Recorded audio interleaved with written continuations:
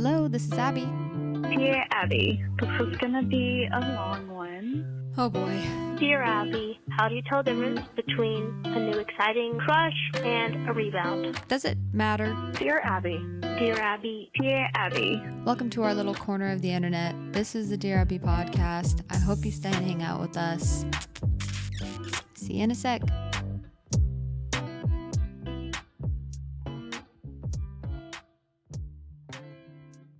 Hi everyone, welcome back to another episode of Dear Abby. I'm your host. My name is Abby.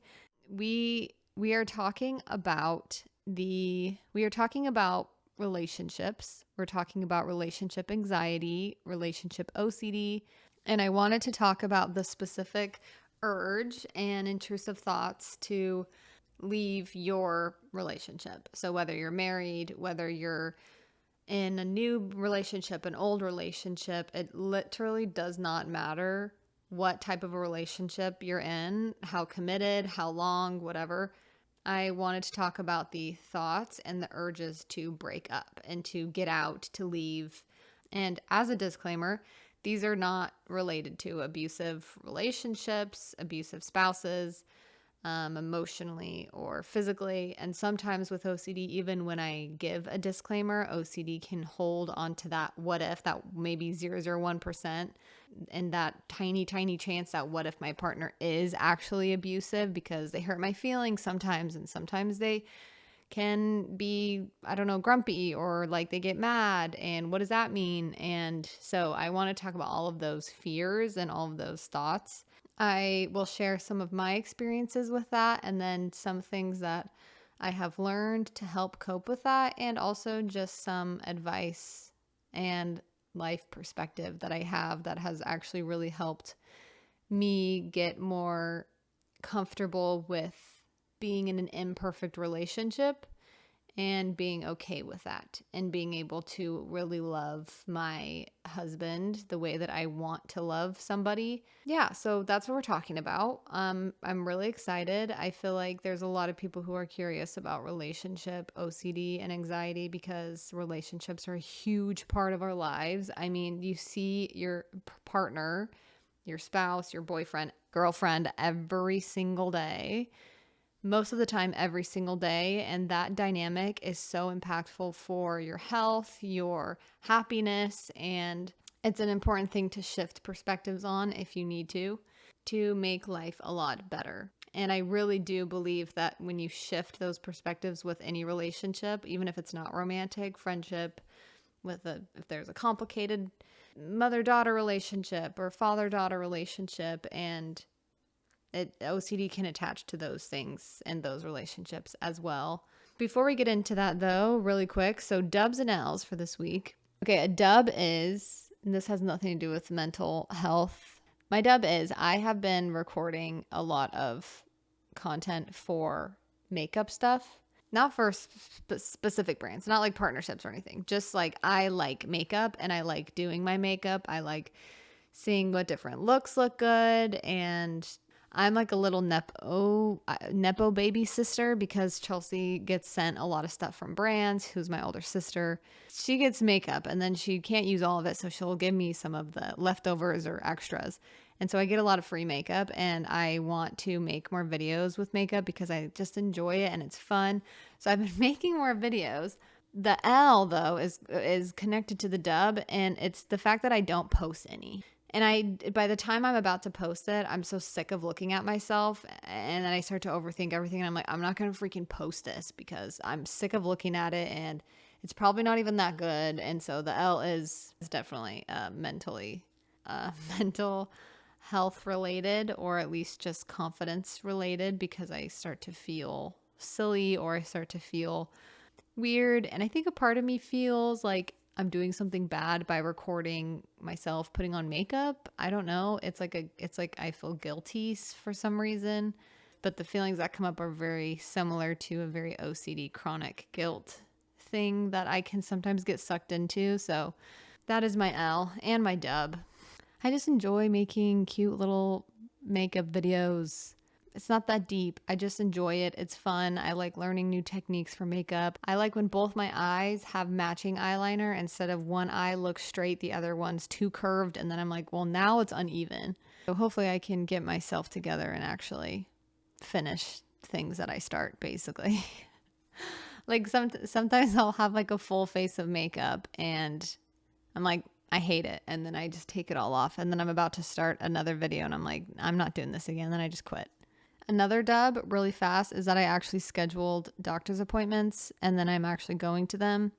So that feels good. The L is that they're always so far out because I live in California and for some reason everything's booked out for months in advance. So the meat of today's episode, we're talking about thoughts and urges to leave your relationship. And for this part of the episode, I wanted to focus only on romantic relationships. I am not someone who has done like couples therapy. This is all my own experience and my own personal observations with people, with things that I've listened to and everything. And I give that disclaimer because there are much more qualified people who talk about relationships than me, and I want to make sure that that is known. I do not think that I know everything, but I do know what I know, and I know what I have experienced with my relationship anxiety and OCD and what has helped. So with that being said, so let me paint a picture of sometimes what happens if you have a lot of relationship anxiety and or OCD. I feel like everyone gets anxious in their relationships at one point or another, and if you don't, I think that you are extremely healthy. And that's amazing. However, most people that I've ever met in my life, in their dynamic, in their relationship, they have anxiety at some point. But what I'm talking about today is when it is connected to like your OCD and your anxiety. And it's like a chronic condition and it's chronic anxiety and obsessive ruminations, thoughts over and over again, checking if your partner is right for you, checking if you really love them, how you feel. There's a lot of different things that you can do to sometimes mask different fears or different limiting beliefs that we have about love and relationships. So let me paint a picture of what I'm talking about. You meet I'm going to be a girl and I'm going to say I meet some guy and the first date goes really well and I'm having a blast. I laugh. I feel really good about him and it's really easy, refreshing. I go on a second date. It's really good. Things are going well. Like he seems really nice. He's really cool. And then we start to talk every day. Then we start to date. And at this point, it's just all been smooth sailing. You've just been super happy, super excited when you see them. You know, you smile when they text you. You get excited when they text you or when they call and they want to hang out. And then let's fast forward a couple of months. Things are still going really well. There hasn't been really any arguments or any hiccups or anything like that. As people would say in social media realm, which can be exhausting to look out for, is there's no red flags, which I'm just not a huge fan just because it can get really confusing. And for people with anxiety and OCD, sometimes when you have too many red flags and you're like, watch out for this, watch out for this. That's one way to be constantly stuck in your head and not actually trying to be in the relationship, but trying to observe and be kind of detached from the relationship while you're trying to figure it out if it's safe or not. So we're a couple months in, things are feeling good. Let's say you're going on a date and he doesn't open the door for you and he's a little bit quieter than normal. As someone who's normally pretty observant, you might be like, okay, so they no longer like me and I am, A, B, or C, something negative. Then you might start to think, okay, so he didn't open the door for me. And I saw something that said, if he really cares about you, he should always open the door for you. And, you want someone that values you. And so why didn't he open the door for you? And what's wrong with him? And that can be the very beginning.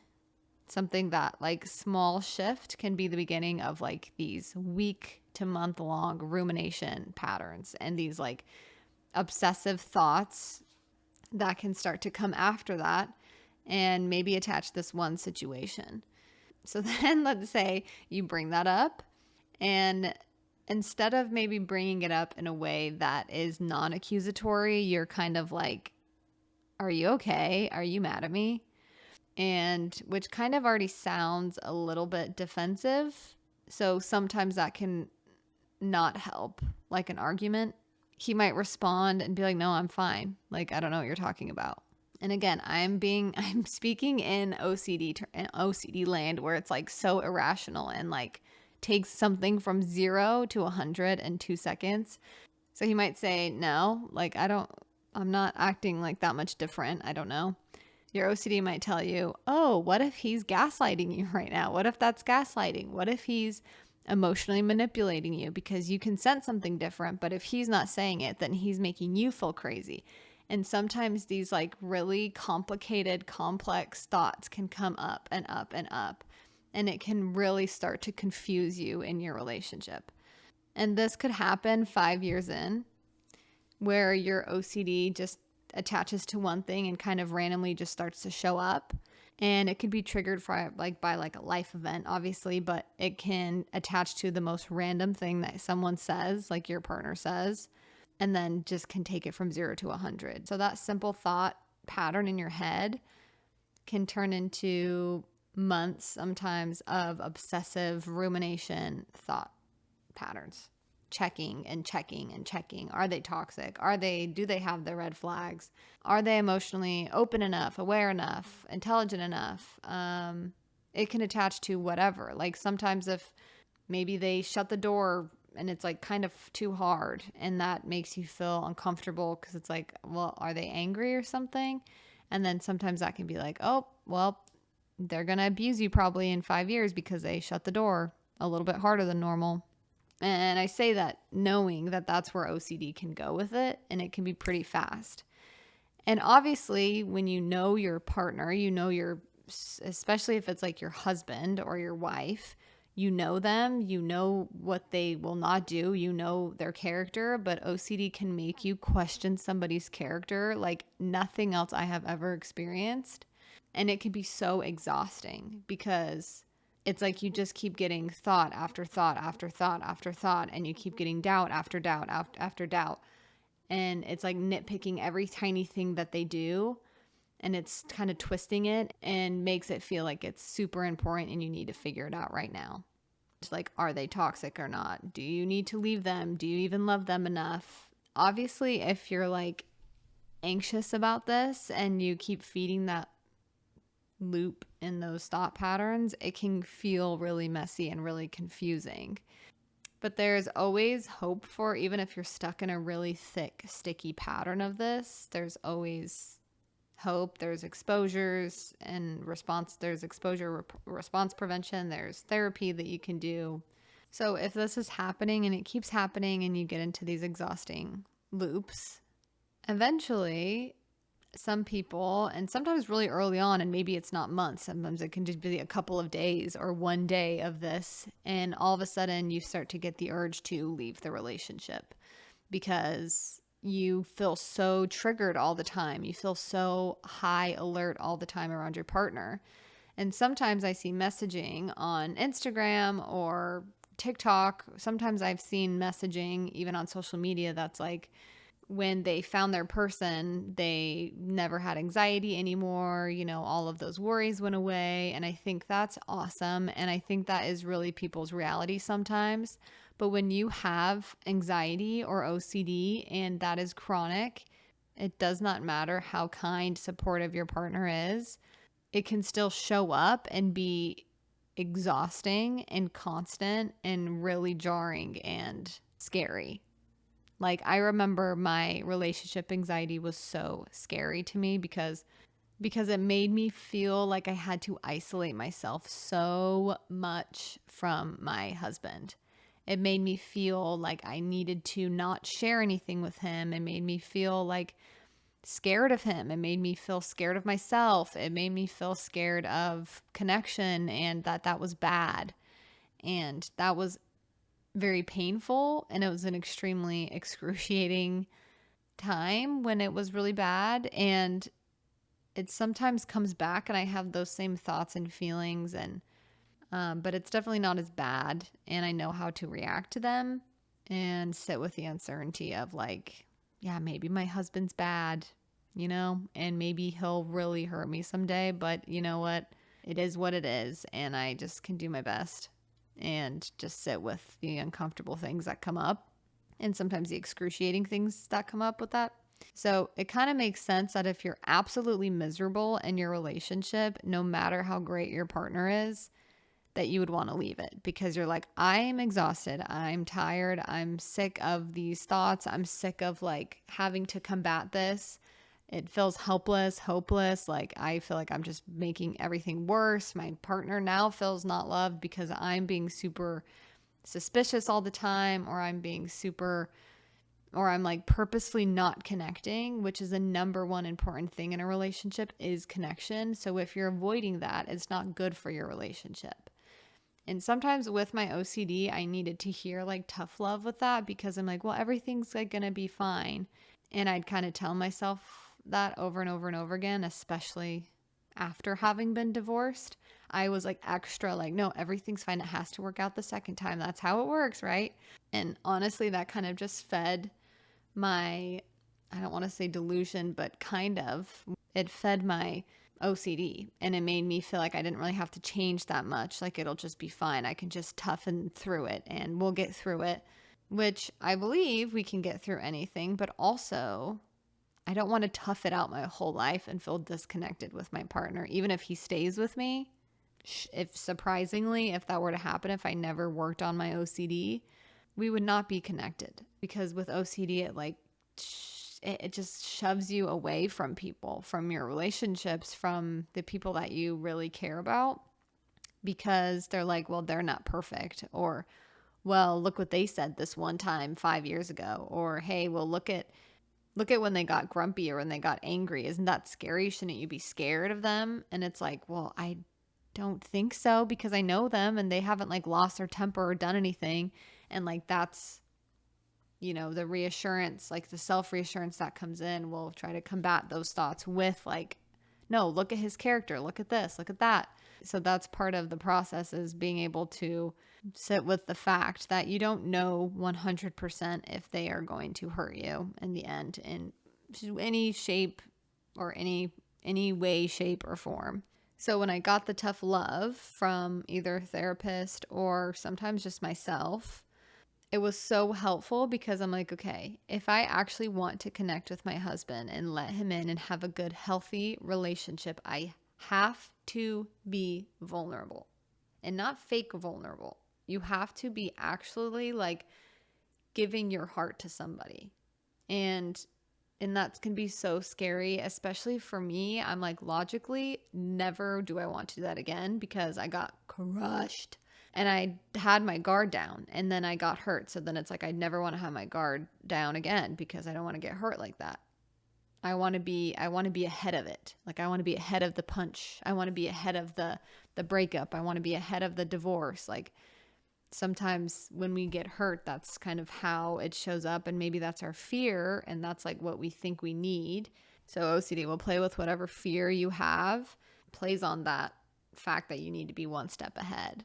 But in a relationship, it's about connection, it's about love, it's about support, it's about seeing the other person. And you can't see them through OCD because your shades are like so gunked up. And it's like gunked up with stuff that's not even real. On my therapy journey, it was always really helpful for people to give me tough love and then also to give me some validation. It was helpful for me to hear sometimes that your anxiety and your OCD are lying to you. That is like what they do. They make things up out of nothing. Another thing with tough love that helped was, like I was saying, it was so helpful to realize I actually needed to change in order for my relationship to feel better. Because I cannot be stuck in OCD or anxiety and not make any changes emotionally, mentally, spiritually, anything, and then expect my relationship to just magically get better, because that was not working. I had tried that for years and that was not working. And so I needed to actually have a really deep change myself and my perspective to really help our relationship. Sometimes with relationship stuff, we look for people to tell us what to do, and advice can be so helpful for relationships. And I do think if you need it, like therapy and a professional can be really helpful, or talking to a friend or a family member that you can trust and that isn't going to be super biased, but will be straight up with you, can be so helpful. But it's also really important to take your relationship in your hands and realize that with the support and with help of other people when needed, you can change your dynamic in your relationship if you have a supportive partner. I'm not a big fan of when people are like, look for this, and then you're in a healthy relationship 100%, because sometimes that can be an obsessive thing, as if like, am I in a healthy relationship or not? Am I not? Am I happy in my marriage? OCD, please tell me. That the OCD should not be where we look for answers for anything ever. It's like lying and so irrational and so mean and so not the honest truth about the universe or people. Again, when you're struggling with this type of anxiety or OCD when your relationship, you might feel so many urges to just break up, just leave. I can't tell you how many times I wanted to break up with my now husband, because it was bringing up so much stuff. And this was right after I got my divorce. And so it was like extra baggage, extra emotional stuff. And I was like, why am I doing this? Like, I just need to get out of this relationship. My my anxiety will be healed, because I won't have to worry about like, is this a good relationship or not? How in love am I? I won't be measuring things anymore. I won't be obsessing over things anymore. Meanwhile, I was also obsessing over religious, moral harm, you name it. I was also obsessing over, but for some reason I was like, but if I just end the relationship, then all of my anxiety will go away. And I actually did that within the first couple of weeks when we were dating, and I did feel better. The next day I felt amazing. And then the day after that, I got anxious, and then I got the same things, and they started to show up in different areas. OCD, basically, that OCD took my fears, not feeling like I can be loved, not feeling like I'm capable of loving, not feeling like I'm ever enough for someone, not feeling like I'm able to be myself, be emotional, be sensitive, and someone will love that. Those are all of my fears, insecurities, I mean, then the list goes on and on. OCD just took all of those things that were already there and then found any excuse in anything that my partner did and amplified it, or anything that I did too, and amplified it to like 0 to 100 to make sure that none of my fears came true. So it kept me so far from connection and far from like love. It's like we all have these natural insecurities, and that's not OCD. Like, that's just like normal life. Everyone's insecure about stuff. Everyone has ups and downs in relationships, especially if you're a sensitive person, or you feel a lot of stuff. It's hard for you to be totally like the same feeling all the time in a relationship. OCD takes all of that stuff and amplifies it to where you can't sleep at night because you're obsessing over if you're with the right person or not. You're obsessing over if sometimes, what if they die, or what if they fall out of love with me and I lose them? And so you hyper analyze everything that they're doing on their phone. You're hyper analyzing every little thing that you see on their body, because what if it's cancer? And all of it, it can literally be so many different things. It's incredibly painful. It can take someone who you valued and who you adore, and it can just morph your feelings and confuse you until you're like, you don't even know how you feel anymore. And they were very real feelings. And that's extremely frustrating. It's a horrible experience. It is a big deal. We don't have to let this thing like control us and control our happiness in our relationship. And it's easier said than done, but it is done, and it can be done. And so with this, sometimes it can make it hard to have normal arguments and then resolve afterwards. So instead of like a normal argument where maybe somebody gets triggered, they're defensive, and then you feel kind of, you're trying your best to have healthy communication styles. I feel like there's really not a lot of couples that I see that are always perfect in their relationship and how they communicate. I've seen it online, but that's online, so I don't know if I can trust that fully. Like people who say that, I'm really impressed by that. Good for them. And also, you don't need to break up with your boyfriend or your partner, or you don't need to leave the relationship because it's not perfect. So don't let OCD tell you have to leave your relationship because it's not perfect.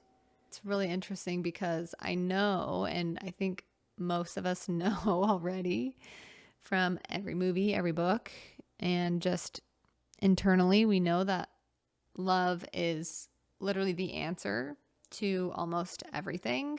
The question is more so, how do you love? But I think we also have that deep inside of us as well. And we already kind of understand love, and we already know kind of how to love. But OCD makes it feel like we're not allowed to love the way that we want to. And what I mean by that is with my OCD, sometimes I feel like I shouldn't forgive people because what if they hurt me again? Or what if that's a sign and I shouldn't forgive and I should protect myself and whatever and all of these things. And also that could just not be OCD, and that could just be normal. It's hard to forgive people sometimes because they might hurt you again. But even with a small thing that they might do wrong and then apologize for, my OCD sometimes would obsess over that thing and it wouldn't let me forgive. Something I'm so grateful for with my recovery is the fact that I can forgive my husband again and not worry about if OCD doesn't want me to move on from something, because what if I miss something, or what if this is a sign of something?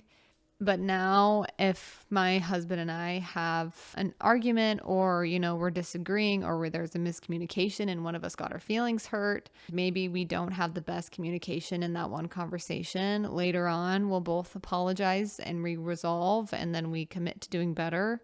And then we slowly get better and better, and we get better at navigating when we're both getting our feelings hurt and not understanding the other. And that is like the most beautiful part of our relationship now, is this like really deep trust that no matter that, we're going to keep trying, and we're still going to keep improving, and we're still going to keep forgiving always, because no matter how hard you try, you will never be perfect in your relationship.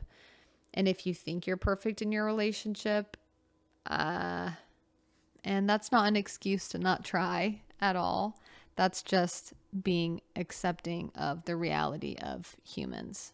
And that can be so helpful and healing in OCD recovery, specifically for relationship OCD and anxiety, because it gives you that permission, and it reminds you that, oh wait, I am able to forgive and move on when people hurt me, and I'm able to forgive that they didn't handle that situation perfectly, and I don't have to break up with them, and I don't have to leave them because they're imperfect, because OCD can sometimes make you feel like you have to when you really don't want to. That's just a very healing thing with recovery and OCD, is that you start to really understand, is that you really start to love again how you want to love, and you start to be able to express the way you want to express and live the way you actually really want to live deep down. But OCD sometimes doesn't let you. It is possible to get there again. And even if you're in a relationship and maybe you feel like, I don't know, like the spark or just the connection is slowly fading because of maybe anxiety or OCD, you can help that, and you can start to change the dynamic. Nothing's guaranteed, but if you have a supportive partner or boyfriend or husband or wife and you're still with them, then take advantage of that and start now, start immediately, and don't wait until things hit rock bottom. Sometimes that's necessary and it happens, but if you're still with your spouse and your spouse is still with you, nothing is lost. You can always start to rebuild that. And you're, as they say, you're half of the dynamic. And so all you can do is show up the way you want to show up, and start to really try to learn about that person, learn about how they feel, try to understand them, get out of your own head and try to understand theirs. And that can be a huge step on connecting again. Connecting with your significant other is a lot, I don't want to say easier, but it's a lot simpler than we think. But it can feel like we have to jump through mental hoops to get to that point. Sometimes we do, but a lot of the times it's way more simple than we think, and it's a lot more instinctual and comes from a deep, loving place. And it's kind of more just allowing yourself and letting go of all of these things that we think love needs to be or what it needs to look like. And that normally helps us get to a place of connection. Okay, let's do a Dear Abby, and then we will end today's episode. So this week's Dear Abby is a little bit different because it's actually a follow-up from a previous Dear Abby, which I think was the one we did last week or the week before, about being triggered. Well, knowing you're going into a situation where someone or something is going to bring up some wounds, or they're just really not good to be around because they're just mean, or because they just choose to be selfish and rude or whatever it is. And so knowing how to handle that and how to still empower yourself going into those situations. How do you want to be? How do you protect yourself and not people please? This is a response to that. Hopefully it's okay that I'm reading this. I mean, it's anonymous, but yeah, I just wanted to read the response because I thought it was cool. We gotta write back in. Okay, hopefully it's good. I don't actually really know how this goes. I just saw following up on the advice. So we'll see where this takes us. I'm just following up on the advice you gave this week. So probably last week. Thank you. It was very helpful. It was a really hard week, and I did end up going on the trip. It was not great, mostly because my husband's siblings are polar opposite than me in every aspect. I was very triggered and dysregulated. By the time I heard what you had said, it reminded me that I can still make a glimmer of happiness on the trip. The last day was okay, but in comparison to the absolute chaos I experienced, I'll take it. For years, I have always approached his family with killing them with kindness, but unfortunately, I have found that they take advantage of that, and this was the first time I actually didn't mask everything around them. Nice. However, it's such good advice, and I tried it for the last day. I stopped drinking alcohol a year ago for health reasons. They kept asking me if I started drinking again because of all this. They kept asking me if I started drinking again because all of a sudden I was so happy. Okay, that's so rude. It was rude, but I remembered what you said and just said, nope, I'm just shifting my mindset so I can confidently say, you know what you're talking about, keep it up. Them asking you that is just to validate you. That is a very rude thing to ask. It's like purposefully trying to get under your skin. Like people are trying to get a reaction out of you. And then I'm sure if you were to give one, they would be like, whoa, what's going on? Hey, you know what? Sometimes it works, sometimes it doesn't. But I feel like always being honest is just helpful, because no time to play games sometimes with people like that. Props to you for just being totally honest. Be like, actually, no, this is what it is. Cool. I like that. I like getting an update. That was fun.